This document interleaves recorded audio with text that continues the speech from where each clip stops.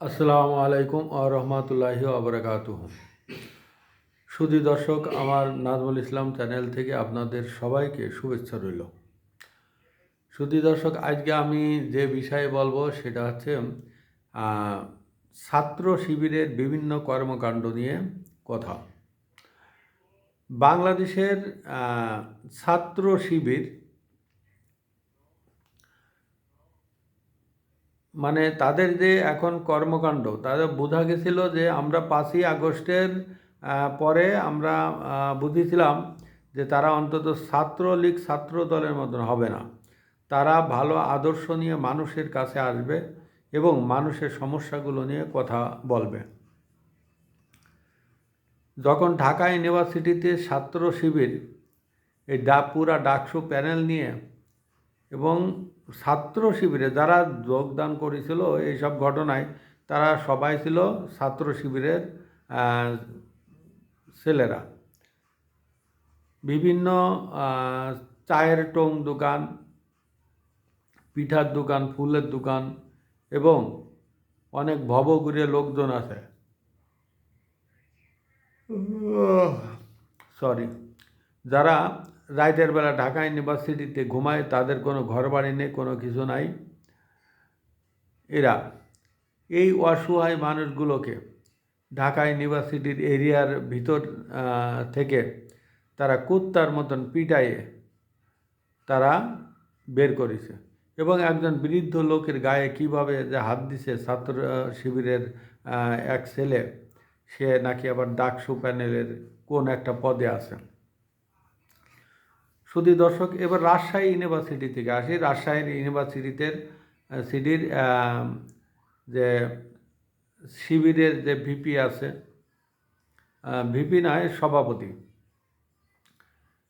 রাজশাহী ইউনিভার্সিটিতে ভিপির সভাপতি, সে 2 দিন আগে একটা স্টেটমেন্ট দিছে। সেখানে দেখলাম সে বলিছে ছাত্রলীগের কোনো ছেলে মেয়ে ইউনিভার্সিটিতে পরীক্ষা দিতে পারবে না এবং আওয়ামী ঘরানার কোনো শিক্ষক এই ইউনিভার্সিটির ভিতর ঢুকতে পারবে না। ঢুকলে তাদেরকে কলার ধরে গাছের সাথে বেঁধে রাখা হবে। এ আছে শিবিরের বর্তমান পরিস্থিতি এবং আওয়ামী যত স্থাপনা আছে সব ভেঙে দেওয়া হবে। অবশ্যই ইতিমধ্যে এই যেদিন প্রথম আলো এবং ডেইলি স্টার পোড়ানো হলো, ওই দিন রাজশাহী আওয়ামী লীগের অফিস কিন্তু একদম ভেঙে দেওয়া হয়েছে। এই অফিসগুলো তারা আজকে ভাঙছে। কাল যদি কোনো দিন আওয়ামী লীগ ক্ষমতায় আসে, তখন এই সব জামাতিদের অফিস আদালত যদি ভেঙে দেওয়া হয়, তাহলে তখন কি তারা কি অন্যায় করবে? তারা তো চিন্তা করছে তারা সারা জীবন ক্ষমতায় থাকবে। আমার প্রশ্ন হলো, সারা জীবন এ পর্যন্ত পৃথিবীর কোনো শাসক ব্যক্তিবর্গ কি ক্ষমতায় থাকতে পারিছে? না, কেউ থাকতে পারেনি। আর আপনারা যে অঘোষিতভাবে এখনও ক্ষমতায় আছেন, ডক্টর ইউনূস যে আপনাদের লোক, এটা দেখলেই বোঝা যায়। তার কাজ কর্মে সব কিছুই অনুমান করা যায়। আওয়ামী শিক্ষকরা শুধু এই রাজশাহী ইউনিভার্সিটিতে না, কোনো ইউনিভার্সিটিতে আওয়ামী শিক্ষকরা থাকতে পারবে না। ঢাকায়ও কিন্তু এই ধরনের কথা হয়েছে এবং এই শিবির ঢাকা ইউনিভার্সিটির বঙ্গবন্ধু হল এবং ফজিলাতুন্নেসা হলের নাম পরিবর্তন করে অন্য একটা নাম রাখবে। হাদির নামে রাখবে, আর একটা কি একটা নামে রাখবে, আমি জানি না। কারণ এই দুইজনের কিন্তু 71 সালে যথেষ্ট অবদান ছিল। একজন তো সারা জীবন এই আওয়ামী লীগের জন্য, দেশবাসীর জন্য, এই বাঙালি জাতির জন্য তার দীর্ঘ জীবন কারাবাস করেছে। আর সেই সব অবদান ভুলে আজ এই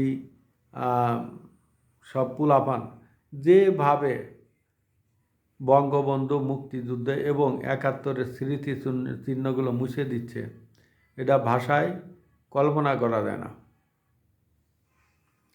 আজকে তারা স্টেটমেন্ট দেয়, এই জাহাঙ্গীরনগর ইউনিভার্সিটির যে ভিপি শিবিরের, তিনি স্টেটমেন্ট দিয়েছে যে ছায়ানট, উদীচী, বন্ধুসভা, শিল্পকলা একাডেমি এগুলো আওয়ামী সব দালালরা এর ভিতরে থাকে, এবং এই আওয়ামী দ্বারা এই প্রতিষ্ঠানগুলো পরিচালিত।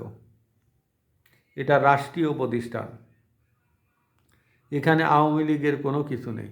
হয়তো তার ভিতর দুই একজন হয়তো আওয়ামী লীগের সাপোর্ট করতে পারে, কিন্তু গান বাজনা এগুলো কি আওয়ামী লীগের?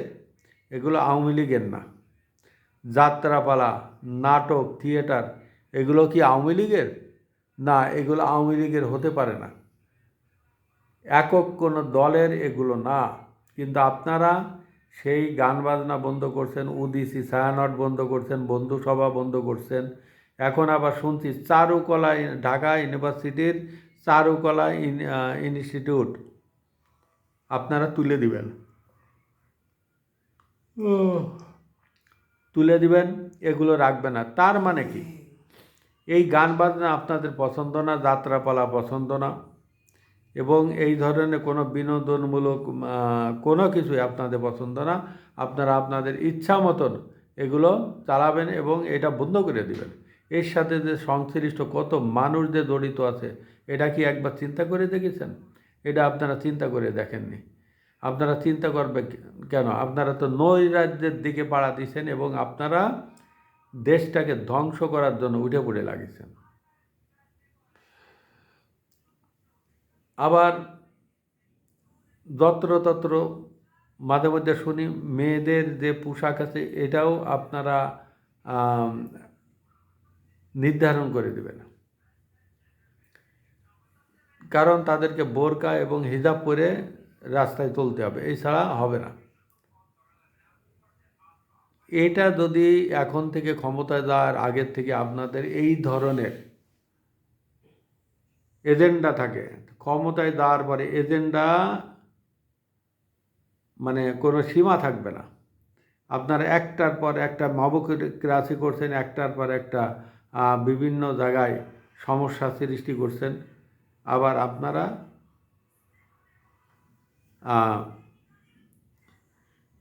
ভালো ভালো উপরে ভালো ভালো কথা বলছেন, ভিতরে আপনাদের এই নোংরা পলিটিক্স দিয়ে আপনারা দেশ শাসন করছেন।